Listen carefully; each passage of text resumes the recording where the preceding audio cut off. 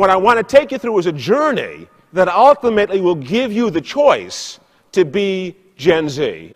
You are all Gen Z. Gen Z is a choice that we make. It's a behavioral choice. And it's not about technology. It's about the way that you embrace behaviors that to many of us today, seem somewhat absurd.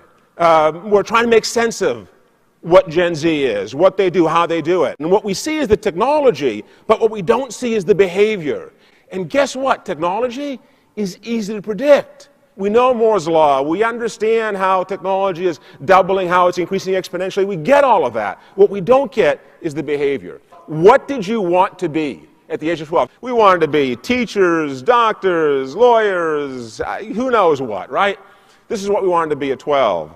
I wanted to be an engineer. In fact, I wanted to be a civil engineer. I wanted to build big things, not small things like Dad did. I wanted to build bridges. And he looked at me with that great compassion that only dads have.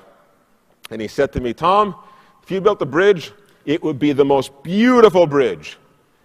I just wouldn't want to be the first person to cross it.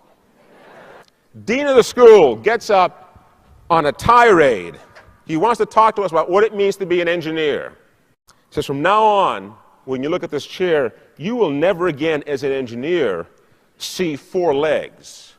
What you will see are 4 vectors of force. And I thought, shit. It took me maybe 20, 25, 30 years to figure out what this guy was saying. Very simply put, we build a lens through which we see the world. And that lens becomes how we add value. I want you to see technology through these new behaviors and to understand how that is going to change your world. We behave as though all the great stuff has already been invented, and why shouldn't we? We are at the apex of civilization, are we not? We built all this stuff. Of course it's great.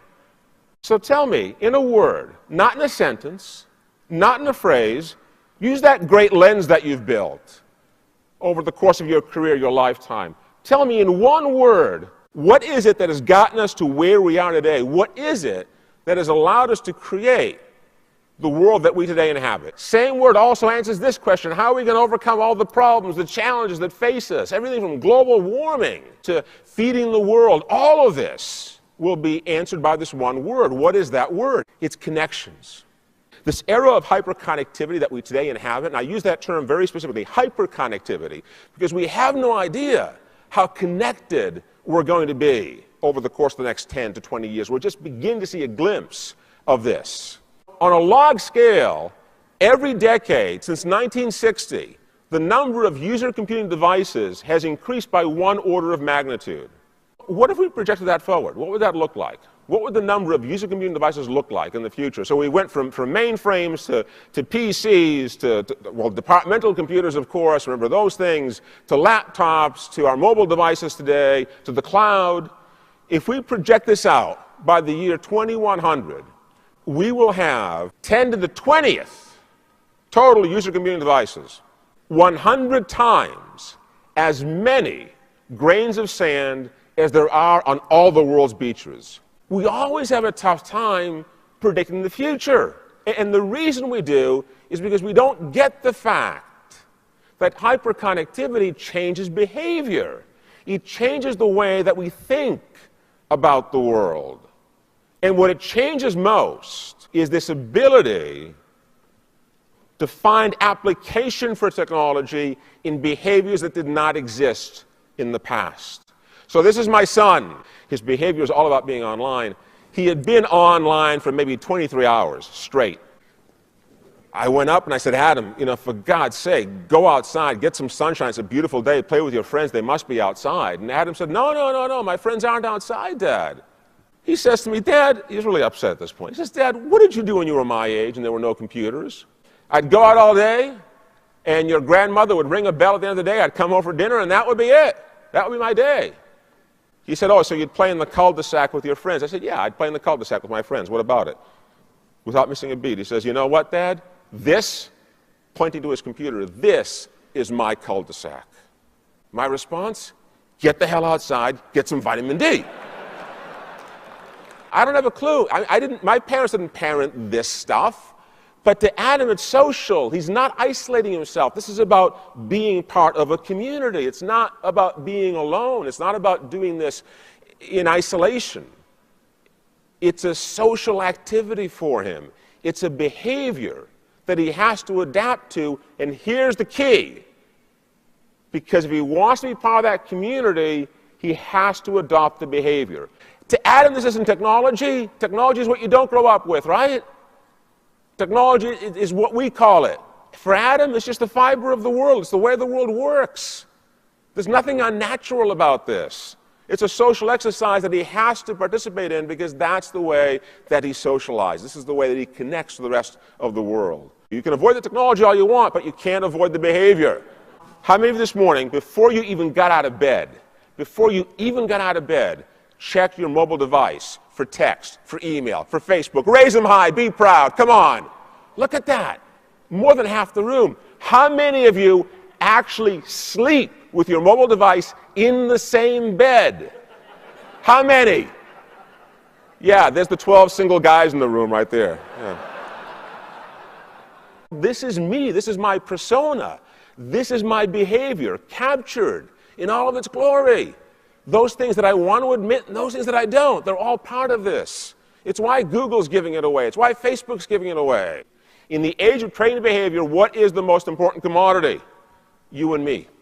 But that's going to change. One of the biggest shifts is the demographic shift that's going on right now. When we were writing the Gen Z effect, this blew our mind.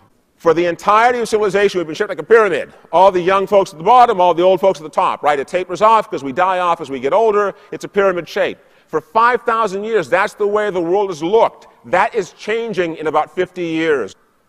Population is growing from a few billion to about 10 billion by 2100, where we probably cap off. The carrying capacity of the globe is about 10 billion people. But the pyramid's gone.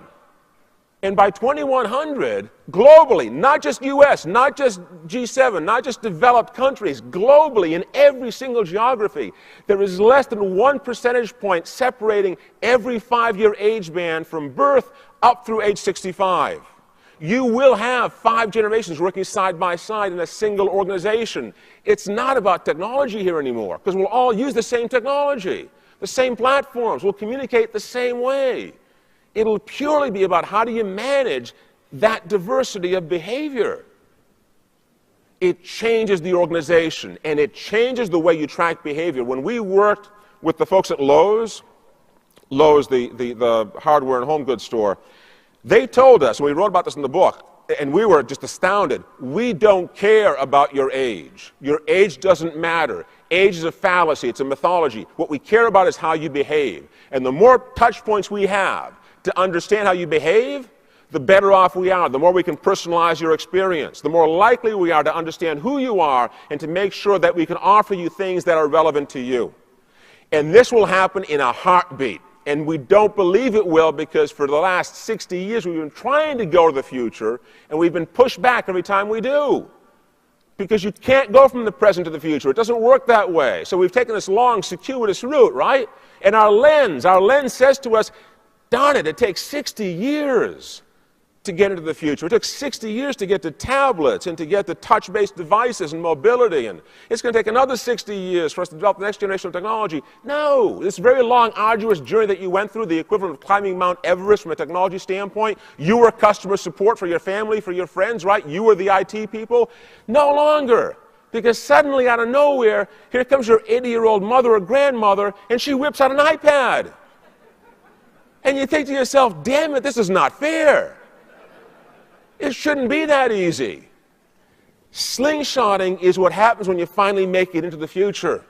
When the devices become so usable, so affordable, so pervasive, and so necessary to be in that cul-de-sac. Grandma uses it because for her it's the only way to communicate with her 2 or 3-year-old toddler. It's a necessity. She is Gen Z from that standpoint. It's behavioral. All things should be intelligent. All things should respond to me. All things should exhibit behavior. The Internet of Things is about things exhibiting behavior in connectivity with each other. And we've just begun to sense what that really is like. We're just starting to see that. Some of us never will. The vast majority of us, don't plan on retiring. We may work less, we may do more leisure, but we're not going to retire because we don't have to. We can extract value, we can do stuff, we can be intellectually engaged. What did the pundits say the total number of cellular devices deployed in the year 2000 would be? What did they say? 10 million. How many cellular devices are deployed today globally? There are 7 billion people. You want to take a guess? It's over 7 billion. Now, in Russia, it's a 2 mobile devices per capita ratio. In the US, it's about 1.3. So it's not a one-to-one correspondence. About 2.7 billion people really globally have cellular devices that are near or on their person. So we still have a large chunk of the population, about 5 billion, that don't. But here's my point. You can't predict the future because you can't factor in the behavior. So watch this next set of ads. Have you ever borrowed a book and look at how thousands incredibly of miles prescient these ads by AT&T were. across the country? E-books, GPS. This is exactly what we Without use today. stopping for I mean, it directions. looks like the present day, doesn't it? What year Or did send these someone a ads air? fax. What year do you think it was? From the beach?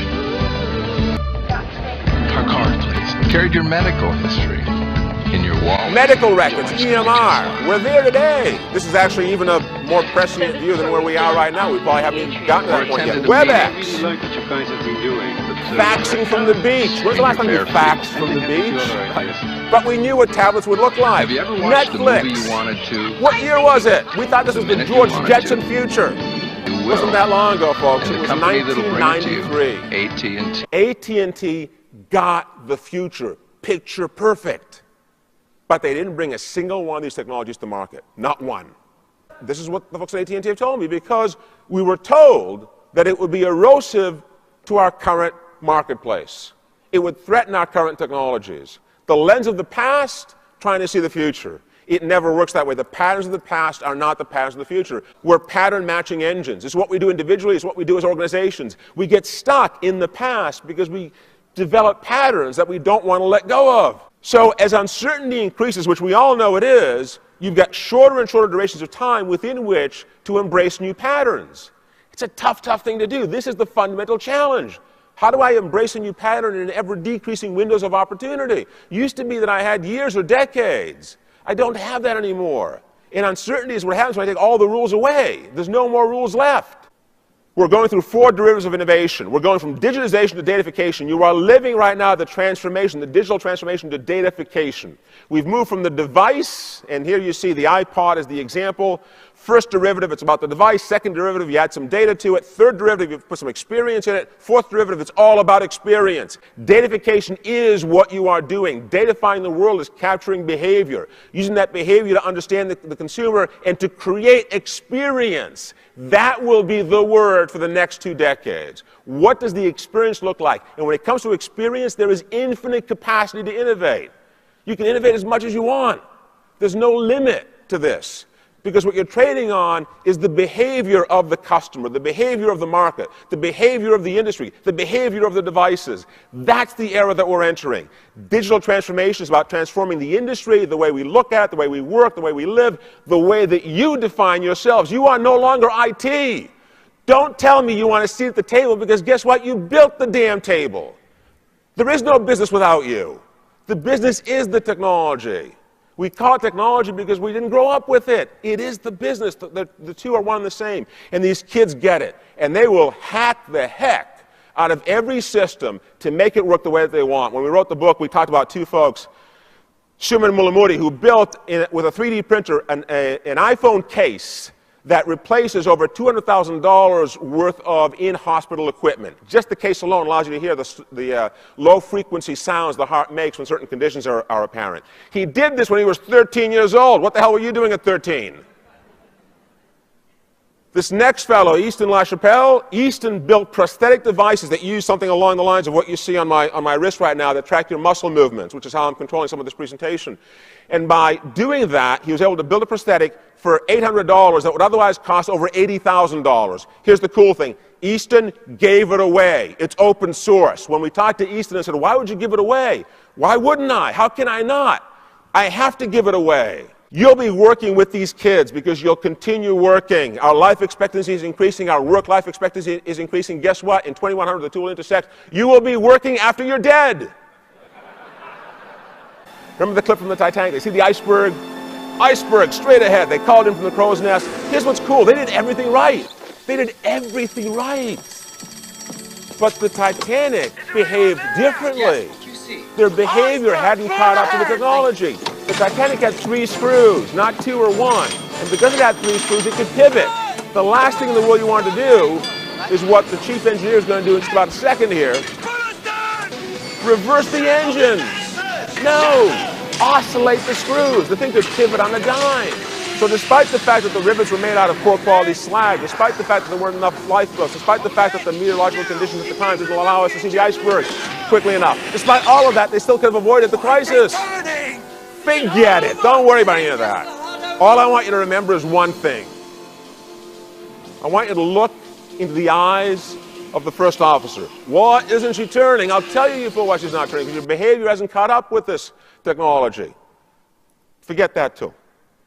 Remember this. See that look? Fear, doubt, uncertainty. If you ever see that look in the eyes of leadership, get the hell off the boat. Who said this? Everything that can be invented has been invented.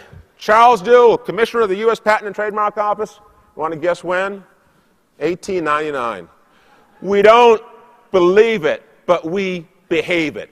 Change what you believe by changing how you behave. Welcome to Gen Z. Thank you.